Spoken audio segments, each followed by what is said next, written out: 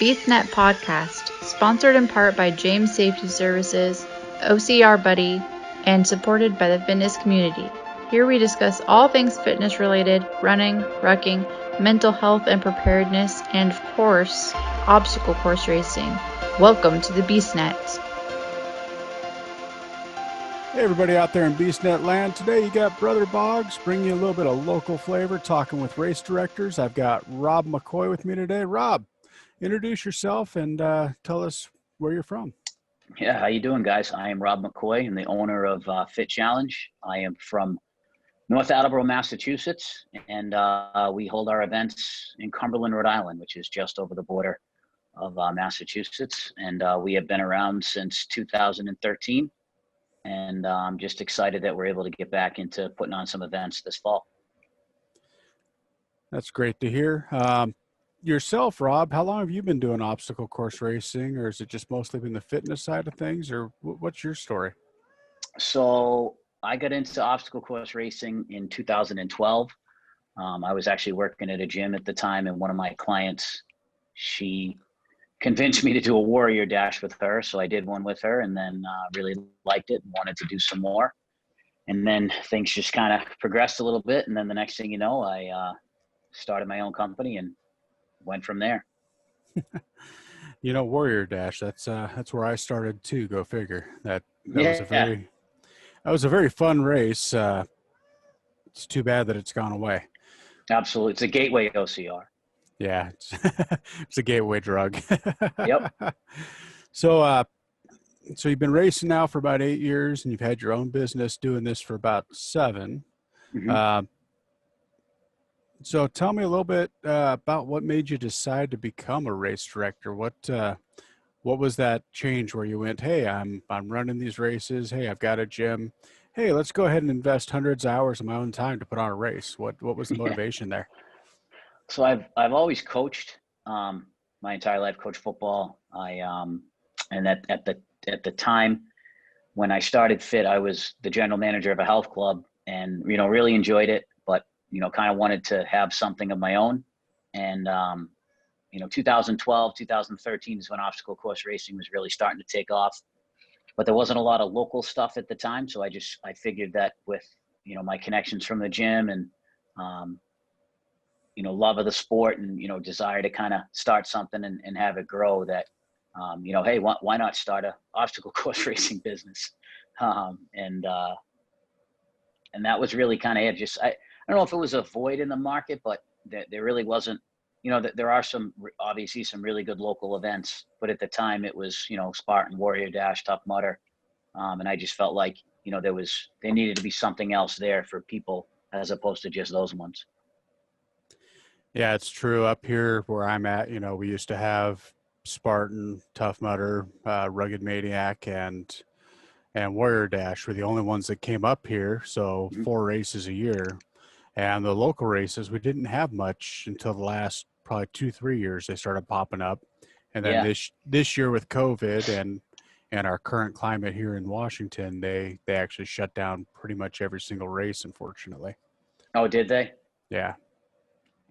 That's tough. It is. We've got one local that's running this weekend for their COVID procedures. They have 5-person waves spaced out every 15 minutes, and it's a very small event, 140 people a day max. So it's been, the only event that we've got up here. And we've got they did it last month, and we had 2 of our hosts and one of our admins of one of our social media groups all went up there and took a ton of pictures and had fun. And this weekend, 2 of our hosts are getting out there and seeing what it's like in person. Oh, that's great.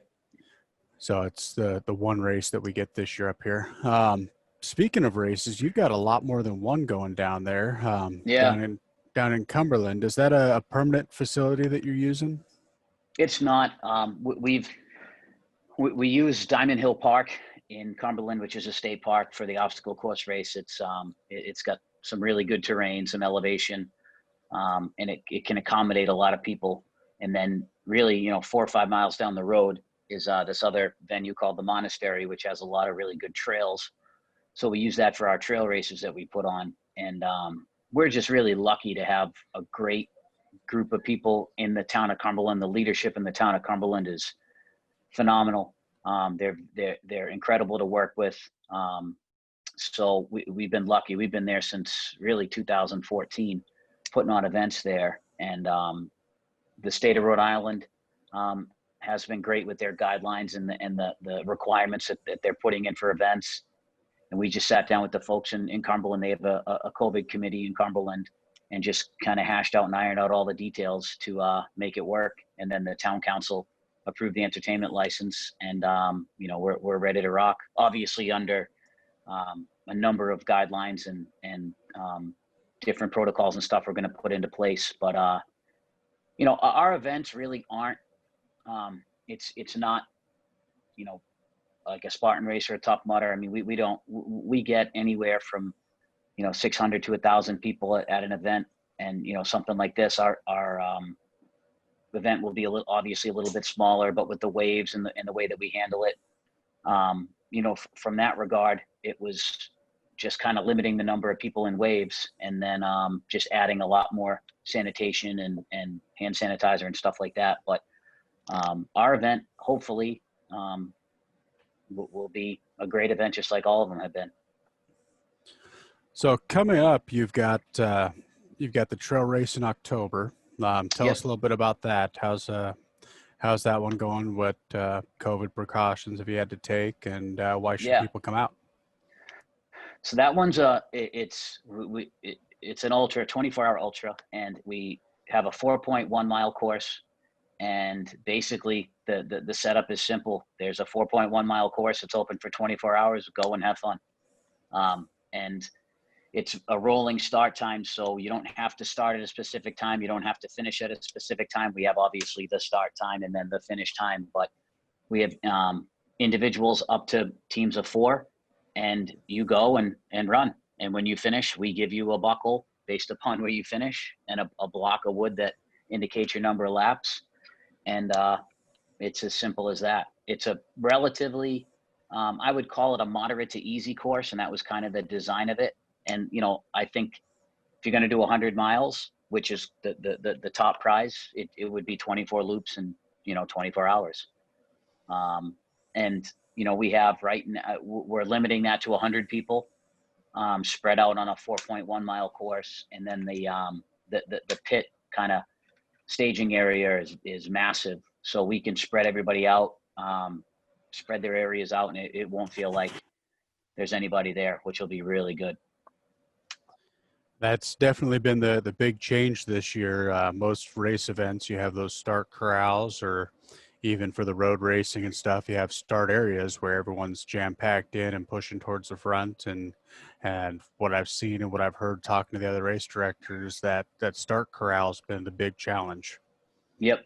And we had an event in March 15th, the day before like the entire world shut down. We did a trail race in Cumberland at our same venue, and we did the same format. We did rolling start times. So you just come, you register, you get your chip, and you go and you start. And I mean, we had a good number of people there, and you never would have thought there was more than 20 people there at one time, because people came, they ran, they finished, they put their chip in, they grabbed their medal, and they went home. So that is definitely the way to do it, to keep it safe. It certainly takes away a little bit from the atmosphere, because you're used to corralling everybody and talking and doing all that stuff.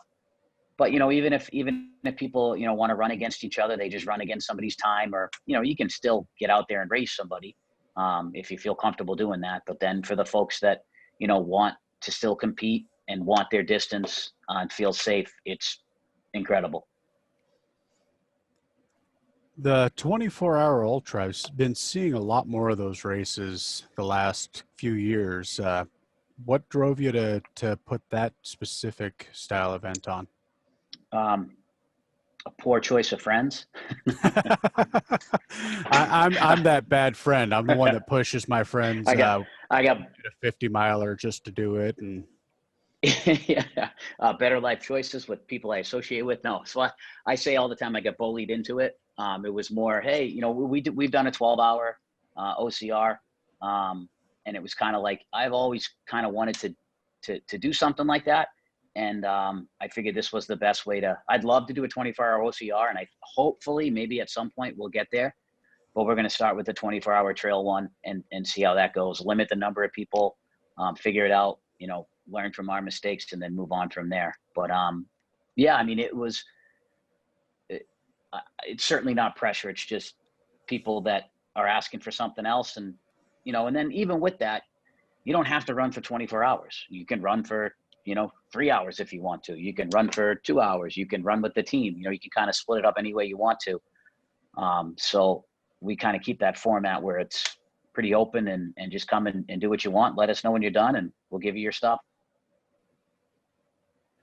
That sounds like a real fun event. Here shortly, you've got your next obstacle run coming next month, right? Or not next month, I guess the month following, November. No, yeah, November, yeah. So that is the makeup date from our April event that we had planned, and that got shut down, you know, 2 weeks beforehand.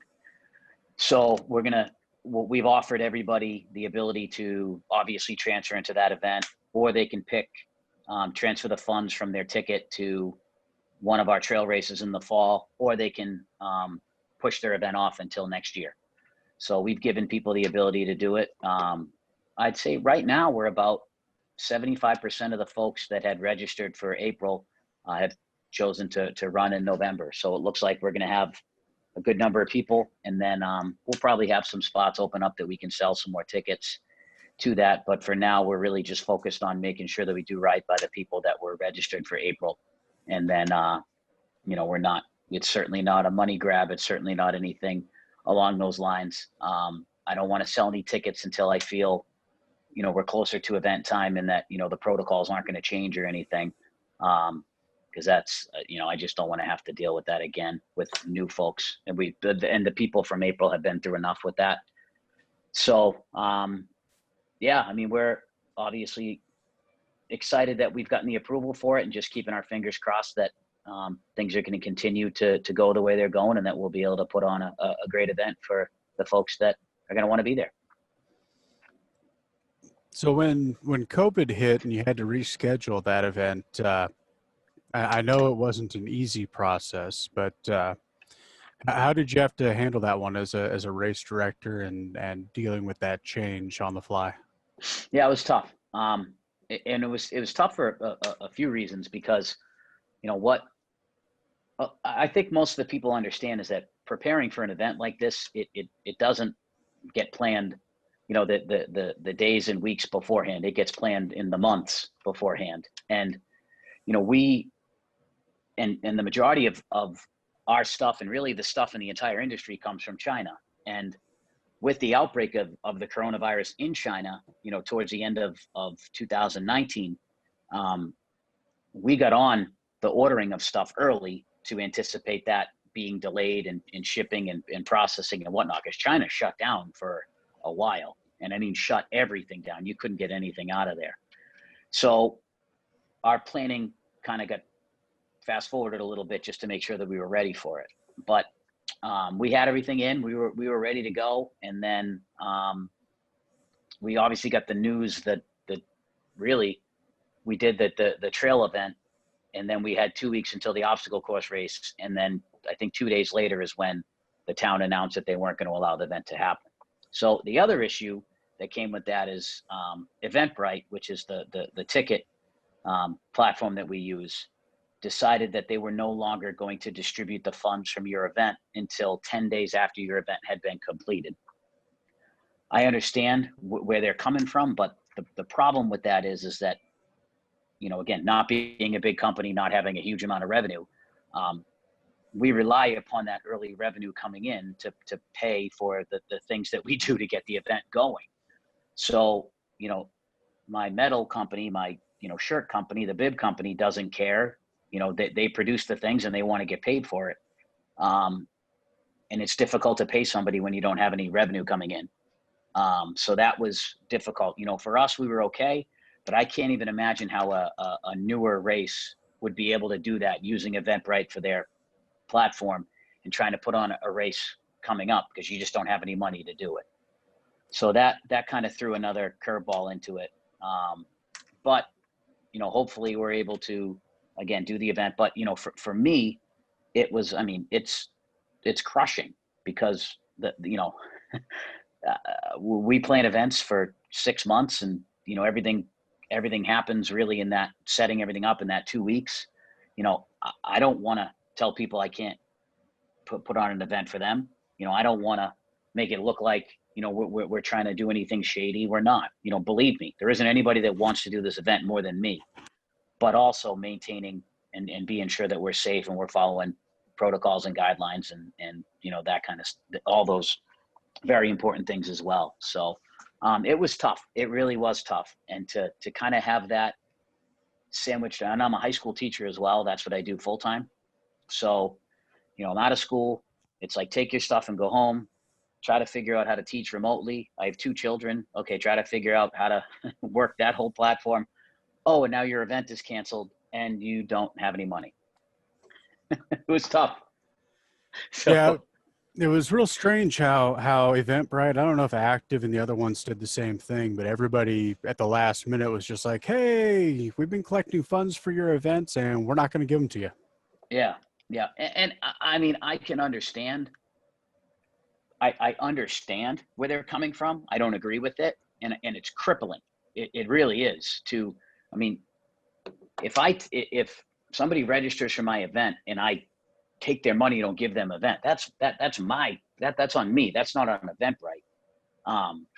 So, I mean, they literally have crippled that industry in terms of using, their platform. Unfortunately for us, we were signed into an agreement with them, so we couldn't go elsewhere, but I will, absolutely. I mean, I will never, it was tough, certainly tough, but hopefully, knock on wood, November 21st, we will have the event. It'll be great for the folks that, are able to come. They're able to come and have an awesome, end of end of the season, so to speak, whatever that means. Well, I mean, doing it in November, you guys have a good chance of snow and some other stuff there in Rhode Island, don't you? We used to do events in November all the time. We didn't last year. We've had snow one time, but I would say, and we do a Thanksgiving trail race. We do a Christmas trail race. I want to say we've had snow one time for the Christmas one. So the likelihood isn't great. It'll probably be cold, but I would bet we're not going to have snow at that early in November. But who knows? I just look at it as another obstacle on the course, right? No, absolutely. Yeah, absolutely. With coronavirus, we'll probably have like a tornado. I mean, with 2020, the way things are going, we'll probably have it'll probably be the hottest day of the year or something like that. Who knows? Yeah. Sunday it was 99 in Colorado, and today it's snowing. So, Yep. I mean, here locally, it's been real nice, real sunny. And then magically overnight, we had 100 fires crop up all around the area. So, yeah, it's who knows? I mean, really, and that's 2020 for you. yep. Yeah, somebody posted something, and I put up that, I don't know if you've seen the meme of the dragon where it says you wake up to this, and what do? And someone puts down there, thank 2020 for its consistency. Yes. If nothing else, it's been consistently crazy, for sure. Exactly. So as a race director, aside from the COVID and the issues you've had with Eventbrite this year, what are some of the challenges that you've had in the last 7 years putting on these events that you've had to kind of be creative to overcome? I mean, I guess just trying to maintain, I don't know if innovation is the right word, but just trying to keep giving people something to keep coming out to do, finding a different way to challenge people, finding a different way to improve. It's always, that's what I always try to do. And we always try to do is just be a little better than we were the last time. But certainly it's tough. And I think, the industry itself has certainly, kind of had its roller coaster with the way things have gone. And then, some of the bigger events going under and, some of the other things that have happened. And, I don't think people realize that when, something negative happens in the industry, it impacts all of us, because now people think that that's going to happen with all these other races. So when a race, you know,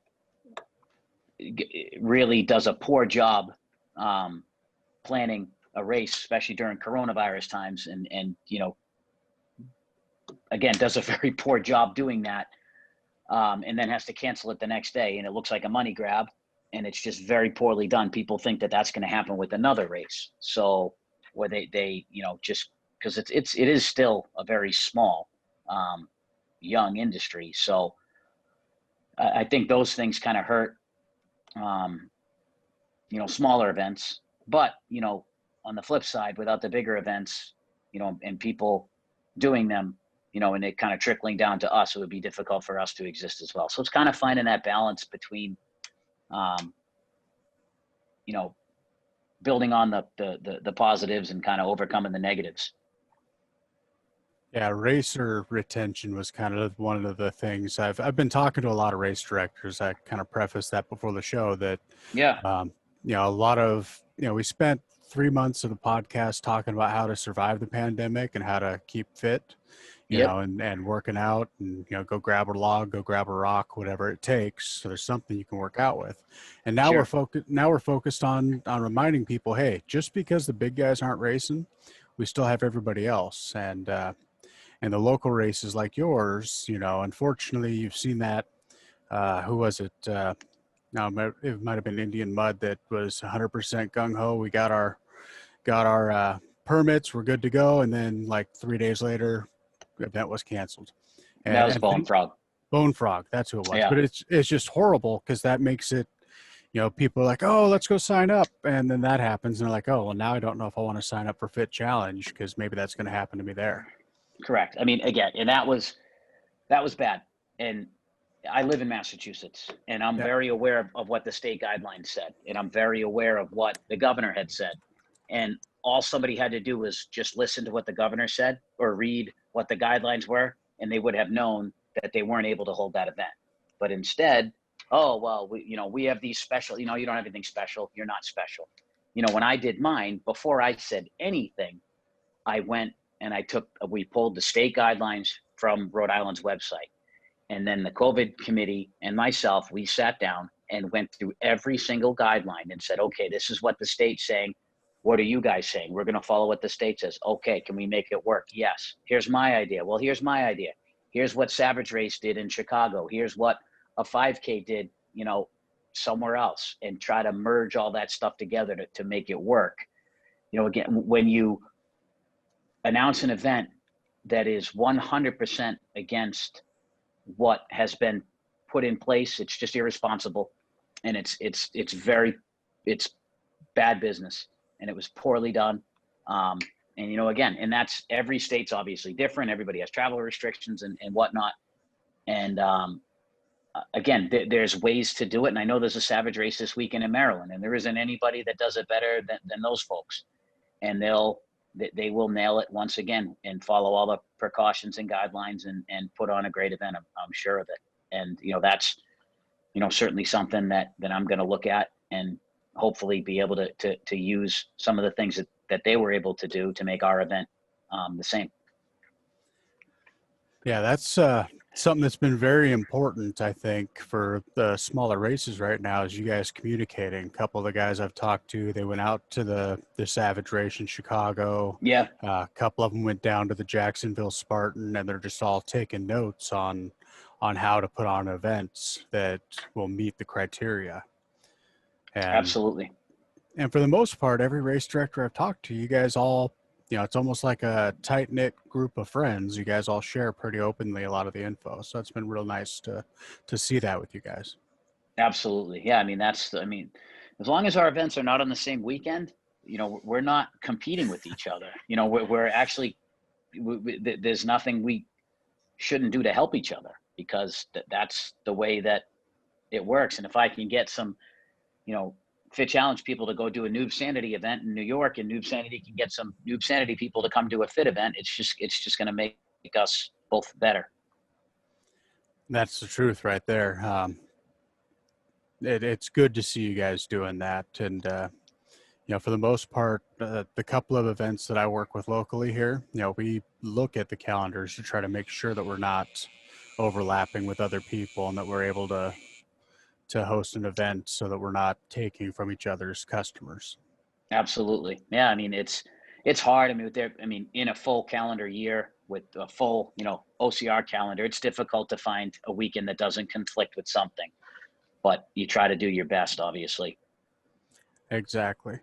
So you talked about, we've got the trail race in October, the full OCR in November, and you said you also have trail races for Thanksgiving and Christmas. Yep. So we do a 3-race fall series. We actually do a Halloween one, a Thanksgiving one, and a Christmas one.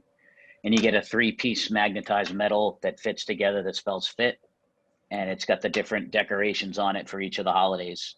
And we're actually doing the Halloween one the day after the 24-hour event, October 25th. And then we do the turkey trot on Thanksgiving. And then we do the Christmas one, December 6th. So, and there you have 2 choices. You have a 5-mile course or a 5K course. And it's the same venue that we use for the 24-hour event. It's a different course than the 24-hour event, but it's the same venue.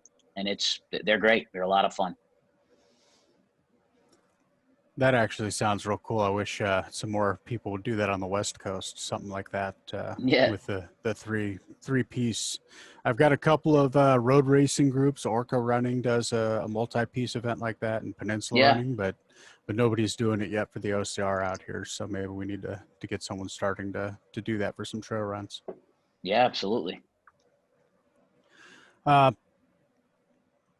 So from your perspective, what is kind of a word of advice or something that you would say to other race directors that are out there in the world right now trying to keep things running? Just do the best you can. Just be honest with people. Try to, again, follow the protocols, and just watch what other people have done, watch what other events have done, ask questions, try to learn from it, and just, do a good event and be an example for what a great event, can be. But, reach out to people that have done it and, try to learn from, what they've done right, what they didn't do right. And, just try to take care of people. Cause these are, OCR people are people looking for something fun to do on weekends. So let's make sure that we're giving them something fun to do on weekends, but that it's safe and that they enjoy it and that they want to come back and that they want to, they want to do other ones. But again, and the other thing is don't rush it. That's why I'm kind of like November 21st is kind of like the last weekend of the calendar year that we could do something. I'm not going to do an OCR in December. And then the weekend after that's Thanksgiving. So I'm kind of holding out until that last final weekend just to make sure that things still look okay to do it. And if not, we'll just postpone it and push everybody out to next year's event. But, again, there's no point in rushing anything. And we've seen examples of races trying to do that. And that doesn't look good either. And that's not good for you or for the industry or for anybody. It's not going to be a moneymaker this year, so that's another thing we need to realize. It's just not. It's hopefully we're able to do the events because we love them and do them for people. But, the big events, the 2,000, 3,000, 4,000 person events aren't happening. So it's just not feasible. And it wouldn't be safe anyway to do something like that. So I think it's kind of understanding that as well. And I think people do. The ones that are still able to hold events are smaller events anyway. And I don't think that, they're expecting those huge numbers. Yeah, one of the race directors that I spoke to actually before this even started happening, she said her entire event, all she cares about doing is breaking even. She just hosts, lots of them, and as long as she breaks even, she'll continue hosting them. Yeah, I mean that was when we were planning the 24-hour one, and I said, listen, with a normal year, I wouldn't even care if we took a loss on it. Because we'd want to try it and take the risk. But this year, it with everything going on, with all the stuff that happened in the past, I kind of had to make sure that we were going to be close to breaking even, and we kind of held out registration a little bit. And now, not only are we going to be fine, but it looks like we're going to sell it out. So, which will be great. But you're right. It's breaking even, especially now with all the extra things that you have to have in order to have it. But again, it's just kind of riding that wave and seeing what happens this year, and hopefully getting into next year and we're getting back to normal. Yep. You got to get that 55-gallon drum of sanitizer out. Yeah. And then some. Yeah. Yep. So how do we find you, Rob? How do we find Fit Challenge, and how do we find you on the social webs? So our Instagram is F.I.T. challenge. That's our Instagram. Facebook is just Fit Challenge, and our website is fitchallenge.org. And then and I'm Robb Mccoy on Facebook. Can't hide from anybody. Yeah, there you go. So yeah, I'd just like to thank you. Is there anything that you'd like to say to the listeners in closing today? No, just thank you for having me on. This was great to chat with you. Thank you, folks out there listening, for taking a few minutes to listen to some things. And we'd love to see you at an event this fall or next year. And stay healthy and stay safe. And thank you. Thanks for listening to the BeastNet podcast. If you haven't done it yet, find us on Facebook, like and share the podcast. Give us a review on iTunes or Spotify. All these things will help to expand the show in the future. Don't forget to subscribe and let us know what you think and what you'd like to hear.